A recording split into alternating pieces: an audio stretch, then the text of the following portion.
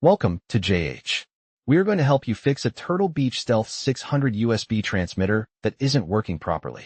If your headset is unresponsive or won't connect, these steps will help you get back to gaming. First, disconnect the USB transmitter from your device, whether you are using a PC, Xbox, or PlayStation. Try plugging it into a different USB port, because sometimes a specific port might have power issues or software glitches. After switching ports, power on your Stealth 600 headset and wait about a minute.